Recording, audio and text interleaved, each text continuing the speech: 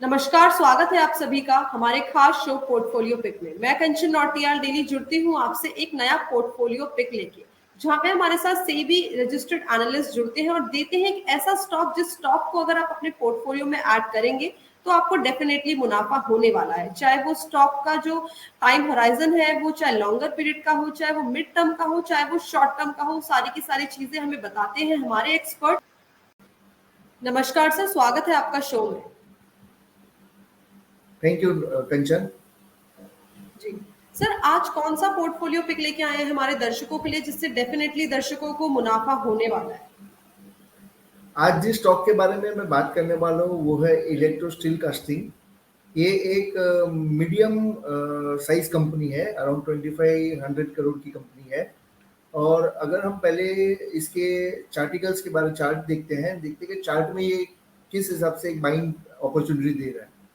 सो हम चार्ट में देखेंगे कि एक इसने डाउन ट्रेंड में रहा था अराउंड 3-4 मंथ्स पहले, एंड देन उसके बाद उसने जो उसका प्रीवियस एक बेस सपोर्ट रहता है वहाँ पे प्राइस रुकने के बाद अप ट्रेंड चालू किया उसने, एंड दैट वाज अराउंड थोड़ा सा up trend and corrective, up trend and corrective.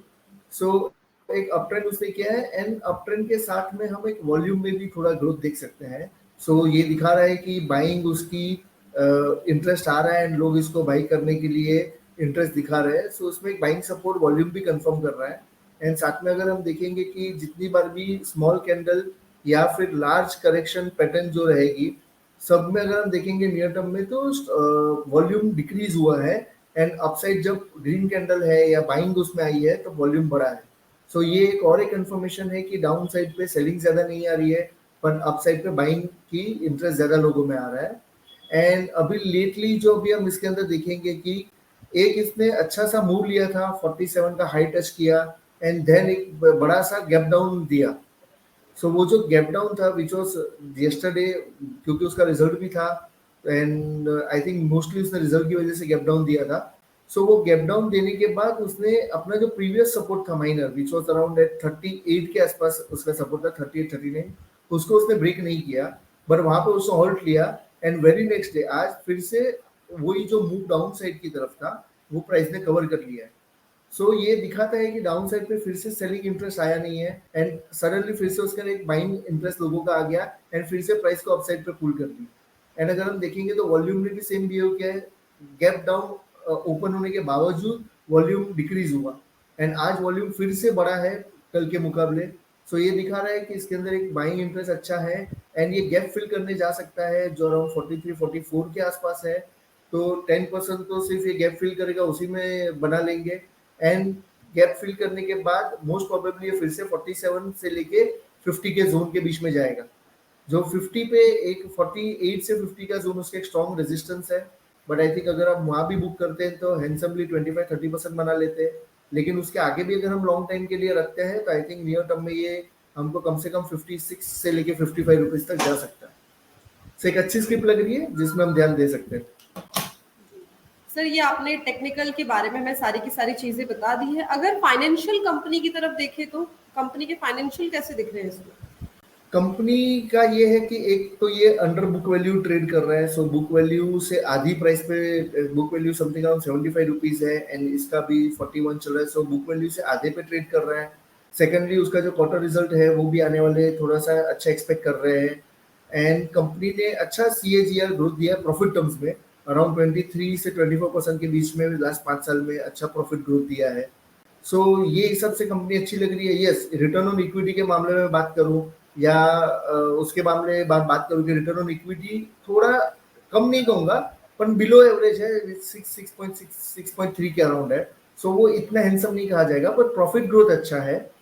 And so overall ये कंपनी का मैं ज्यादातर प्रॉफिट ग्रोथ या EPS ग्रोथ के ऊपर ही चलता हूँ, क्योंकि प्रॉफिट ग्रोथ है तो कंपनी अपने आप प्राइस रिफ्लेक्ट करेगा उसमें। जी तो मुझे मेरे हिसाब से ये हम देख सकते हैं।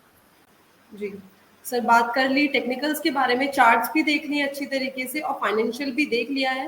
सर, अगर कंपनी का फंडामेंटल हम देखें तो कैसा दिख रहा है इसमें? ये कंपनी जनरली पाइप्स बनाने में है, यानी जनरली वो जो हम DI पाइप्स कहते हैं जो इंडस्ट्रियल यूज में होता है, फार्मिंग में यूज में होता है। तो जनरली ये पाइप्स बनाने की कंपनी है, एंड उसका एक मेजर अराउंड ऑलमोस्ट हम कहेंगे कि वर्ल्ड में काफी जगह पे उसके होल्ड है पाइप्स में एक्सपोर्ट करने में। सो एक उसका अच्छा ग्रोथ है पाइप्स में, उसका लीडरशिप है, उसका क्या बोलते हैं टेक्नोलॉजिकल नो हाउ है, एंड उसका एक उसके ऊपर मास्टरी है। सो एक वो तरीके से अच्छा है। यस, प्रमोटर होल्डिंग लास्ट 3 साल में थोड़ी सी डिक्रीज हुई है 6% से, पर वो हम इग्नोर कर सकते हैं क्योंकि देयर आर मेनी रीजंस जिससे प्रमोटर ने होल्डिंग थोड़ी सी कम की हो। और overall still I think it's good. और पी वाइज अगर हम देखेंगे तो भारत फोर्ज है, AI इंजीनियरिंग है या PTC है, उनका पी देखेंगे तो 50 75, एंड PTC का तो देखेंगे तो ऑलमोस्ट 450 पी के आसपास चल रहा है, और इसका पी देखेंगे तो 6-7 है। तो आई थिंक ये अपने ग्रुप में सबसे कम पी पे चल रहा है। सो थोड़ा पी कैचअप भी आ सकता है, तो उस हिसाब से भी प्राइस थोड़ी ऊपर जा सकती जी, ये बता दिया है सर आपने। सर एक बार लास्ट चीज हमें बता दीजिए कंपनी का शेयर होल्डिंग पैटर्न कैसा दिख रहा है इस वक्त? है। शेयर होल्डिंग पैटर्न जैसे मैंने बताया पहले कि प्रमोटर का स्लाइटली डिक्रीज हुआ है, बट उसके बावजूद भी शेयर होल्डिंग पैटर्न में प्रमोटर 44% होल्ड करते हैं। एफआईएस का अच्छा खासा इसमें इंटरेस्ट अराउंड 15.2% के आसपास एफआईएस होल्ड करते हैं। डीआईएस अराउंड 2% के आसपास होल्ड कर रहे हैं, एंड रेस्ट जो 3.8 3.9 सॉरी 3.8 नहीं 38-39% जो बचता है वो पब्लिक के पास है। एंड इसमें गवर्नमेंट होल्डिंग भी है, बट गवर्नमेंट होल्डिंग बहुत माइनर है, विच इज 0.25%। सो बहुत माइनर है। सो वो इतना कुछ एनालिसिस में काम में नहीं आता, पर बाकी promoter holding and FIS holding specially काफी अच्छी है।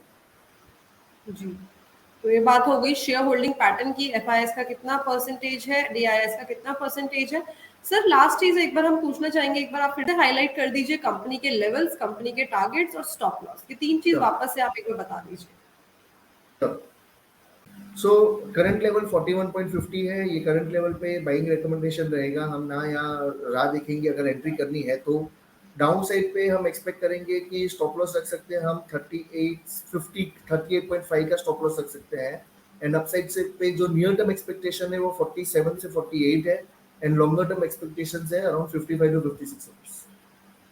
जी सर, आपने सारी की सारी चीजें कंपनी के बारे में बहुत ही अच्छे तरीके से स्पेसिफिकली बता दी है, चाहे वो फंडामेंटल्स हो, चाहे वो टेक्निकल्स हो, चाहे वो शेयर होल्डिंग पैटर्न हो, या लास्ट में जो सबसे मेन चीज आती है लेवल्स, टारगेट और स्टॉप लॉस। बहुत शुक्रिया सर आपका हमारे शो में आने के लिए, हमारे दर्शकों को और हमें बढ़िया जानकारी और सुझाव देने के लिए। धन्यवाद। Thank you very much Kanchan, thank you.